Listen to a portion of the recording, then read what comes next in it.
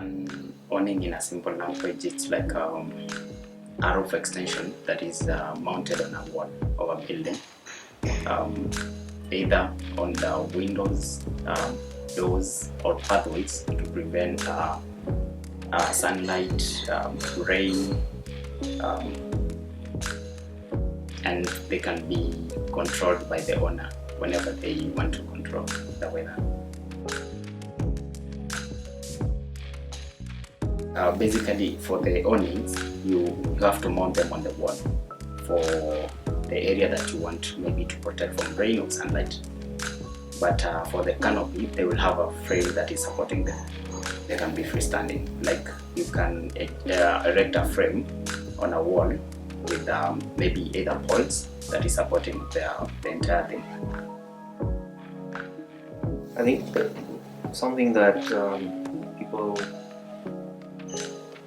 when they want to install an awning or a canopy, they're going to think about, firstly, primarily they're going to choose whether it's sun protection or rain protection, because if you want rain protection, then you're going to look for something waterproof.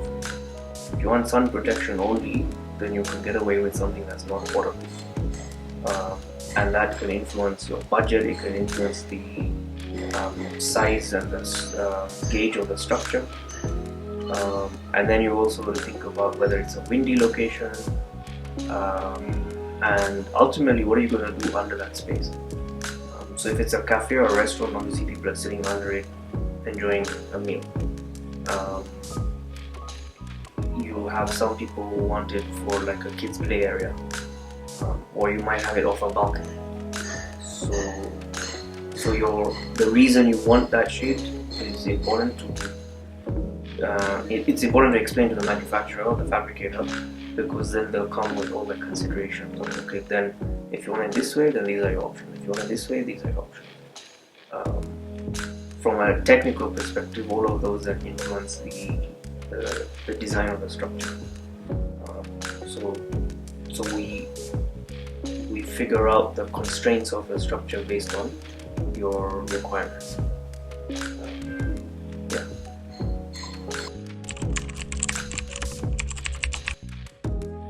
It would depend on whatever you want to, on the usage.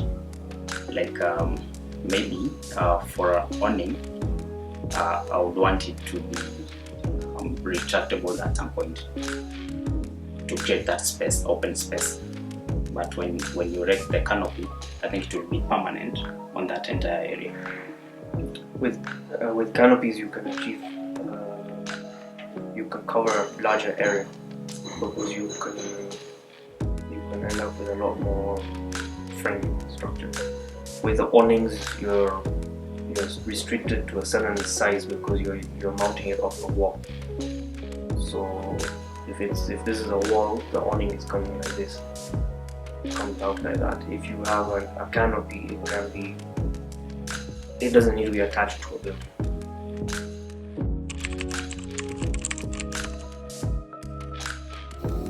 If you have a wall, and the space you want to cover is say less than 3 meters in depth, then an awning will look nice. So there's an aesthetic element to what you choose. There are some colors that struggle in certain weather conditions more than others, and like dust is a big factor in this part of the world. So you want colors that will not necessarily look obviously dirty, or you want something that's easy to maintain. So like one pigment that really struggles in high intensity UV is red. So anything that has an element of red is gonna deteriorate faster than any other. And then you find like other colors like blues are a little bit more stable than greens. So from a durability perspective, that's what to consider. From a dust perspective, it's really up to what you want. I mean, I know somebody who actually liked the effect the dust gave on top of their fabric. So yeah, with an awning you retract or you fold it away because it's not going to survive in the storm. And that's where the canopy now comes into the picture, because you've got this structural support from at least 4 dimensions.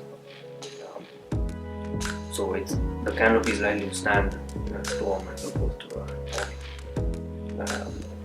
And whether you're talking about the awning or the canopy, you're talking about 2 things. You're talking about the fabric, you're talking about the structure.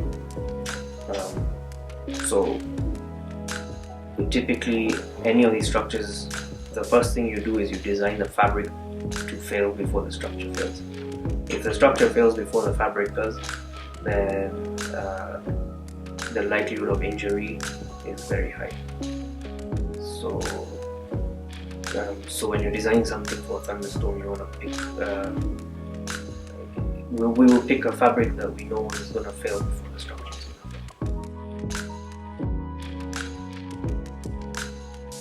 Mostly for the awning that we've done so far, we've used acrylics, that is soft leathers, because they are long lasting, and the fabric is most of the time the clients come with a certain color that they prefer, and we try to advise them in terms of durability, because sometimes canvas when it's rained on tend to shrink. So going with acrylics because of their properties. They're UV treated, they don't shrink, they have a variety of colors, a wide range of colors that clients can choose from. Yeah, you can also have PVC, and you also get some very nice perforated PVC as well. So it has little holes that makes it have this effect of a netting, but it's actually a PVC. And so the biggest advantage of the acrylics and the PVC is that when you're retracting it in whatever way, whether it's on a roller or whether you're folding it, it's easy to roll out, roll in. The material doesn't get stuck in something.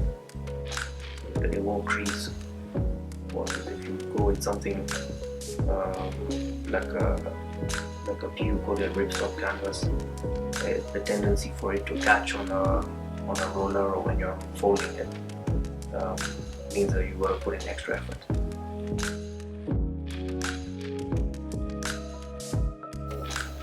Restaurants, hotels, that's the most common that I've seen here in Nairobi.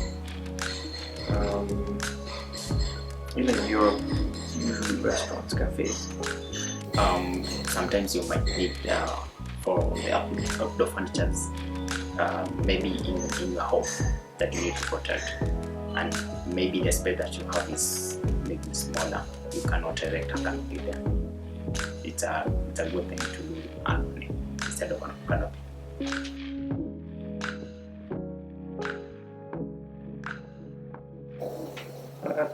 I think after the installation, I don't think so. But I think they get, I guess frustrated is the word, because then when they realize that there's restrictions on dimensions, so that's where the challenges come. And of course, costs at some point. Awnings tend to be more expensive because you've got this. So assuming it's a retractable, then you've got the mechanism for the retractable parts, and that tends to be expensive. And then that when you go with that retractable mechanism, then you're restricted to the number of fabric options you have. I've had 2 hotels in Nairobi. Both were fabric related, so their fabric was basically deteriorating within 6 months. What we found was that yes, it was a polyester fabric, but it was not UV treated, and so the sun's intensity was way too much. So it was just it would get stiff and then it would crack. Some manufacturers will give warranties of between 5 years upwards. I've seen some that give 25-year warranties as well. So it's quite a range.